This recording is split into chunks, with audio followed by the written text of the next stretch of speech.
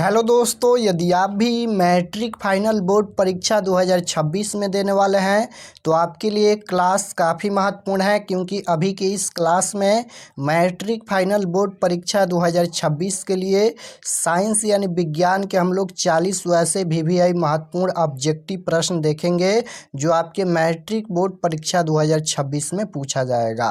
तो आप लोग से रिक्वेस्ट है कि आप लोग इस क्लास को पूरा वॉच कीजिएगा और सभी क्वेश्चन ध्यानपूर्वक देखिएगा, और जो प्रश्न आपको याद नहीं होगा आप लोग याद कर लीजिएगा।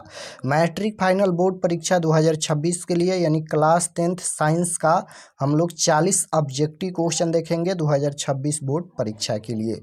तो चलिए हम लोग क्लास को स्टार्ट करते हैं और फर्स्ट क्वेश्चन पर आते हैं। तो पहला नंबर क्वेश्चन देखिए, यहाँ पर पूछा गया है कि प्रकाश तरंगे होती हैं। प्रकाश तरंगे होती हैं, तो ये पहला नंबर चैप्टर का ही प्रश्न पूछा गया है। प्रकाश का परावर्तन तथा अपवर्तन से ये क्वेश्चन पहला नंबर पूछा गया है, और प्रकाश का अपवर्तन तथा परावर्तन चैप्टर हम पढ़ा दिए हैं। तो प्रकाश तरंगे होती हैं, हम बताए थे विद्युत चुम्बकीय तरंगे होती हैं। ऑप्शन नंबर बी बिल्कुल राइट आंसर होगा। आपको याद रखना है कि प्रकाश तरंगे होती हैं विद्युत चुम्बकीय तरंगे। क्वेश्चन नंबर 2 है कि प्रकाश एक रूप है। ये भी क्वेश्चन उसी चैप्टर से है। तो प्रकाश एक रूप है, प्रकाश एक ऊर्जा का रूप है। Right answer option number A हो जाएगा क्वेश्चन नंबर 2 का। प्रकाश हमेशा सीधी रेखा में गमन करती हैं। क्वेश्चन नंबर 3 पूछा गया है कि किसी गोलीय लेंस के लिए रैखिक आवर्धन है। तो किसी गोलीय लेंस के लिए रैखिक आवर्धन इनमें कौन है? तो राइट आंसर इसका हो जाएगा ए एंड बी दोनों। यानी यहाँ पर m बराबर h डैश बट्टा में h और b में दिया गया है m बराबर v बटा म्यू, दोनों सही हो जाएगा। Right answer option number C. Question number 4 पूछा गया है कि समतल दर्पण में किस प्रकार के प्रतिबिंब बनते हैं। तो समतल दर्पण में किस प्रकार के प्रतिबिंब जो है वह बनते हैं, तो इसका राइट आंसर क्या हो जाएगा? तो समतल दर्पण में आभासी प्रतिबिंब और काल्पनिक प्रतिबिंब बनते हैं। ऑप्शन नंबर बी बिल्कुल राइट आंसर होगा। क्वेश्चन नंबर 5 यहाँ पर पूछा गया है कि निम्न में कौन सा पदार्थ लेंस के लिए प्रयुक्त नहीं किया जा सकता है। बताना है कि इनमें कौन सा पदार्थ जो है वह लेंस बनाने के लिए प्रयुक्त नहीं किया जा सकता है। तो उसी चैप्टर में हम बताए थे पहला चैप्टर में कि मिट्टी और पीतल जो है वह लेंस बनाने के लिए प्रयुक्त नहीं किया जा सकता है। तो यहाँ पर कांच होगा नहीं, प्लास्टिक होगा नहीं, जल होगा नहीं, मिट्टी दिया गया है। तो right answer option number D हो जाएगा। मिट्टी जो है वह लेंस के लिए प्रयुक्त नहीं किया जा सकता है। या फिर पीतल, पीतल भी ऑप्शन में रहता है, दोनों आपको याद रखना है। 6 नंबर क्वेश्चन है मृग मरीचिका का कारण है। तो मृग मरीचिका का क्या कारण है?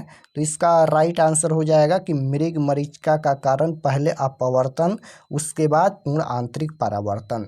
Right answer option number A हो जाएगा, आपको याद रखना है।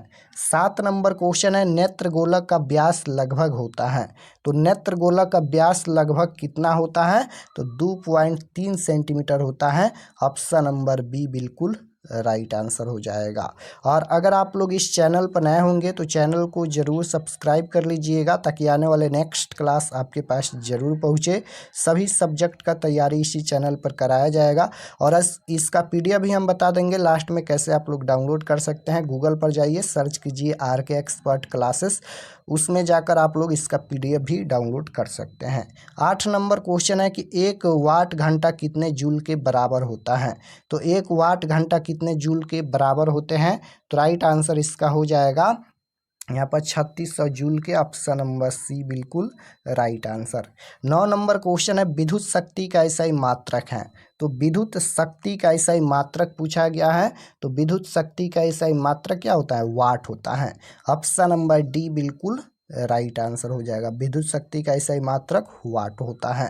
क्वेश्चन नंबर 10 पूछा गया है कि 1 mA बराबर कितना होता है। तो इसका राइट आंसर आपको याद रखना है 10 की पावर -3 A होता है। Option number A right answer. 11 number question है फ्लेमिंग के वाम हस्त नियम में अंगूठा किसी दिशा को संकेत करता है। किस दिशा को संकेत करता है? तो राइट आंसर इसका हो जाएगा बल का, ऑप्शन नंबर बी बिल्कुल राइट आंसर हो जाएगा।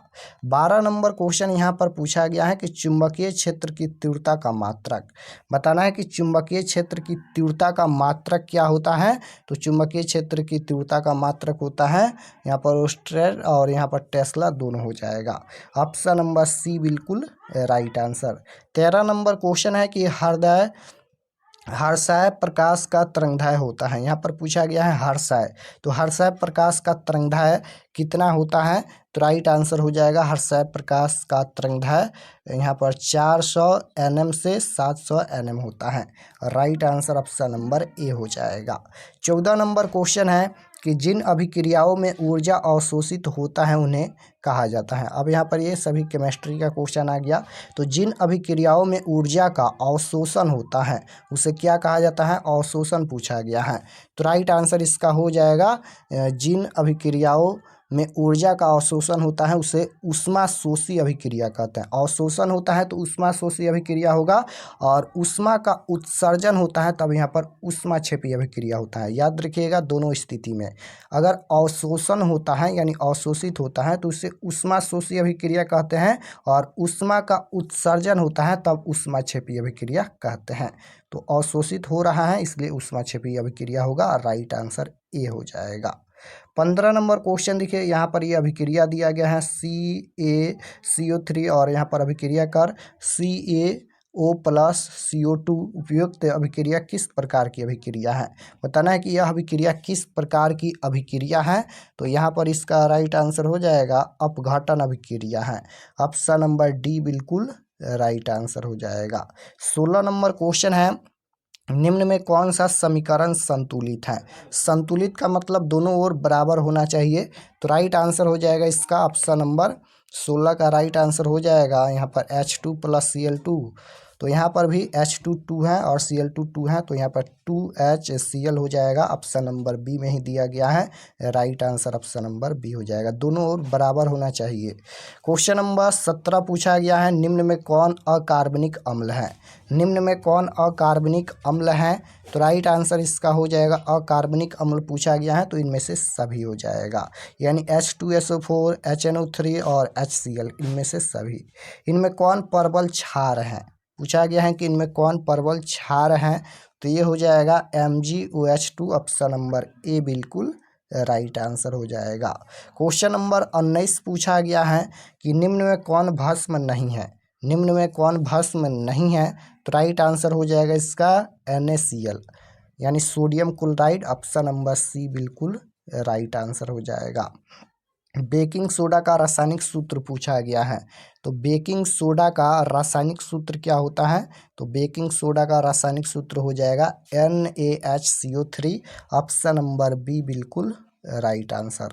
क्वेश्चन नंबर 21 देखिए पूछा गया है कि बॉक्साइट निम्नलिखित में किस धातु का अयस्क है। तो बॉक्साइट किस धातु का अयस्क है। तो ये हो जाएगा एल्युमिनियम का अयस्क है, आपको याद रखना है, ऑप्शन नंबर ए बिल्कुल राइट आंसर होगा।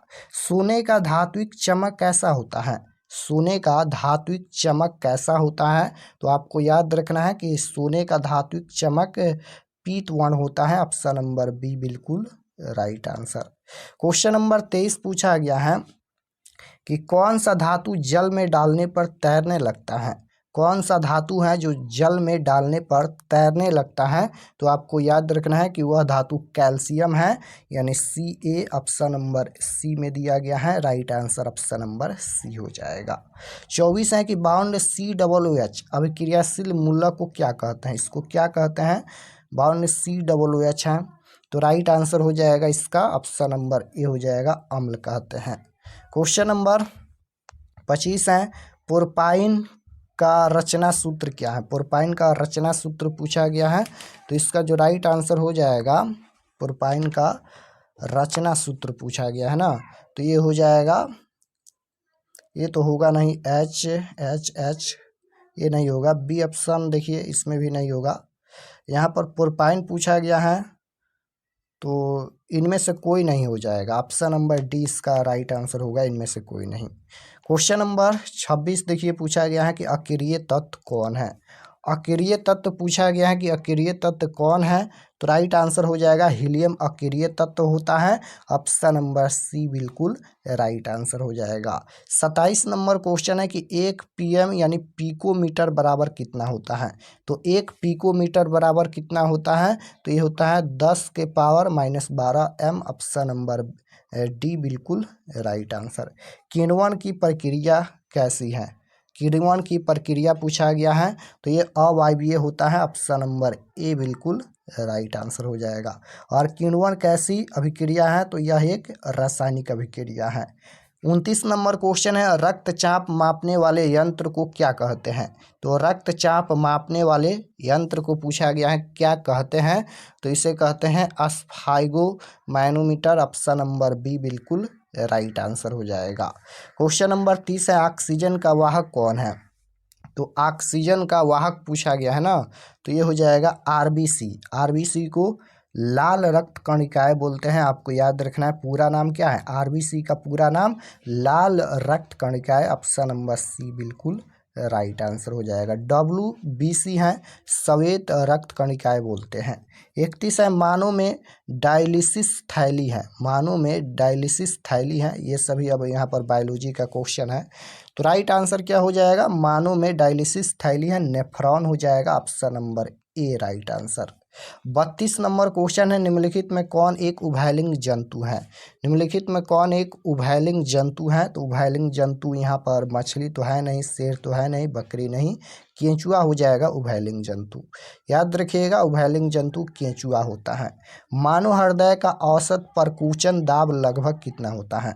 मानव हृदय का औसत परकुंचन दाब लगभग पूछा गया है कि कितना होता है, तो राइट आंसर हो जाएगा इसका मानव हृदय का औसत परकुंचन दाब लगभग पूछा गया है, तो ये हो जाएगा 90 mmHg। ऑप्शन नंबर सी बिल्कुल राइट आंसर। 34 है कि थायराइड ग्रंथि बढ़ जाने से क्या होता है। थायराइड ग्रंथि बढ़ जाने से क्या होता है, तो राइट आंसर हो जाएगा घेंघा रोग उत्पन्न होता है। क्वेश्चन नंबर 35 पूछा गया है एंड्रोजन क्या है, तो एंड्रोजन यहाँ पर नर्लिंग हार्मोन हो जाएगा। ऑप्शन नंबर ए बिल्कुल राइट आंसर। 36 नंबर क्वेश्चन है कि मानव शरीर में सबसे लंबी कोशिका कौन है। मानव शरीर में सबसे लंबी कोशिका पूछा गया है, तो मानव शरीर की सबसे लंबी कोशिका तंत्रिका कोशिका होता है। ऑप्शन नंबर बी बिल्कुल राइट आंसर होगा। क्वेश्चन नंबर 37 है डीएनए कहाँ उपस्थित होता है। डीएनए कहाँ उपस्थित होता है, तो राइट आंसर हो जाएगा इसका केंद्रक में। ऑप्शन नंबर सी बिल्कुल राइट आंसर। 38 नंबर क्वेश्चन देखिए पूछा गया है कि पराग कोश में क्या होते हैं। तो पराग कोश में पराग कण पाए जाते हैं। आपको याद रखना है पराग कोश में क्या पाए जाते हैं, परागकण पाए जाते हैं। ऑप्शन नंबर सी बिल्कुल राइट आंसर हो जाएगा। 39 नंबर क्वेश्चन है कि किसी जीव की जीनी संरचना कहलाती हैं। किसी जीव की जीनी संरचना क्या कहलाती हैं, तो राइट आंसर इसका हो जाएगा जीनोटाइप कहलाती हैं। ऑप्शन नंबर डी बिल्कुल राइट आंसर। क्वेश्चन नंबर 40 देख लीजिए। 40 नंबर क्वेश्चन यहाँ पर पूछा गया है कि मानव में लिंग गुणसूत्र कौन है। यहाँ पर पूछा गया है कि मानव में लिंग गुणसूत्र कौन है, तो राइट आंसर इसका हो जाएगा यहाँ पर दोनों हो जाएगा। XY यहाँ पर ये लड़का के लिए है और XX लड़की के लिए है, तो दोनों हो जाएगा। मानव में ही पूछा गया है, correct answer option number C हो जाएगा। ये दोनों आपको याद रखना है। यहाँ पर ये लड़का के लिए XY होता है और XX लड़की के लिए, तो राइट आंसर सी हो जाएगा, ए और बी दोनों। तो इस क्लास में हम लोग 40 महत्वपूर्ण ऑब्जेक्टिव क्वेश्चन देखे हैं 2026 बोर्ड परीक्षा के लिए। तो आप लोग कमेंट में बताइए कि आपको यह क्लास कैसा लगा, और अगर आप लोग चैनल पर नए होंगे तो चैनल को ज़रूर सब्सक्राइब कर लीजिएगा ताकि आने वाले नेक्स्ट क्लास आपके पास ज़रूर पहुँचे। और इसका PDF आप लोग डाउनलोड कर सकते हैं, गूगल पर जाइए और इसी चैनल का नाम सर्च कीजिए RK expert classes, first page आएगा, उस पर क्लिक करके क्लास 10th में जाकर आप लोग PDF को डाउनलोड कर सकते हैं। सभी सब्जेक्ट का दिया गया है, आप लोग जाकर चैप्टर बाय चैप्टर भी PDF डाउनलोड कर सकते हैं। तो मिलते हैं नेक्स्ट क्लास में, तब तक आप अपना स्टडी कीजिए। आप सभी को धन्यवाद।